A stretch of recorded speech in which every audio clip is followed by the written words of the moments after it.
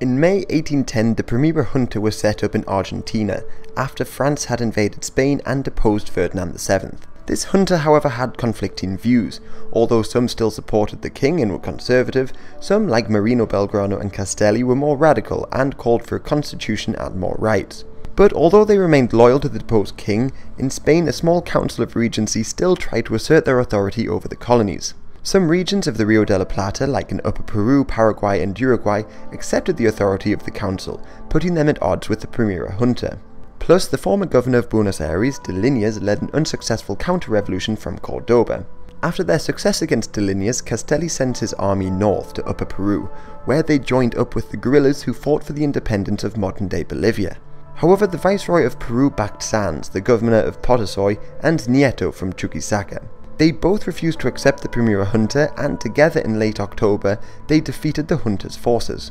But the junta's army of the north received reinforcements and crushed the royalists at Suipacha, killing Nieto and Sanz and putting them in control of all of Upper Peru. Meanwhile, representatives from around the country that supported the junta arrived in Buenos Aires, but a dispute erupted between the centralists and the federalists.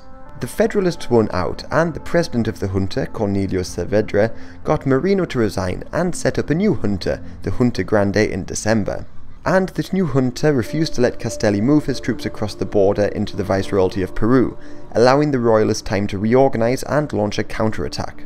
The army of the north was then defeated in June 1811 and forced to retreat, but the Bolivian guerrillas managed to prevent the royalist forces from advancing further south into Argentina itself.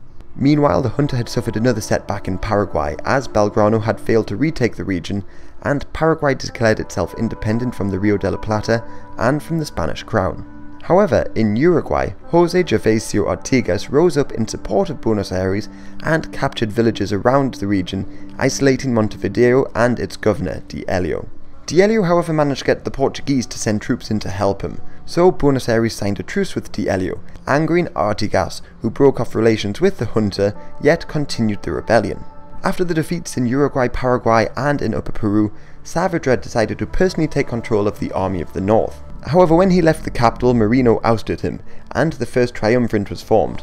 However, this was still made up of more conservative politicians. Their conservative policies angered the liberals, who would again seize power in the Revolution of 1812, and the new triumvirate was now more focused on independence, so formed a constitution. Meanwhile, Belgrano had been given control of the Army of the North and tasked with stopping the Peruvian advance. So, along with José de San Martin, he adopted scorched earth tactics and forced the locals to evacuate during the Jujuy exodus.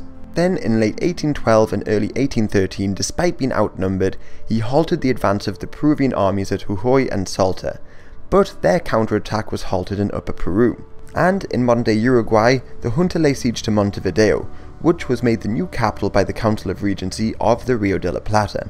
After 2 years, the city fell. This meant that most of the Spanish influence in the Rio de la Plata had ceased to exist. Meanwhile, the second triumvirate gave way to a series of short-term supreme directors, and they did not give the order to attack Upper Peru, but José Rondio did so in 1815. This, however, was a disaster, and the royalists were able to drive him out of Upper Peru by November. And after all of these wars and conflicts, the junta were unwilling to accept Ferdinand VII as king, even though he had been restored to the Spanish throne in 1815. So at the Congress of Tucumán in 1816, representatives from across Argentina met and declared independence.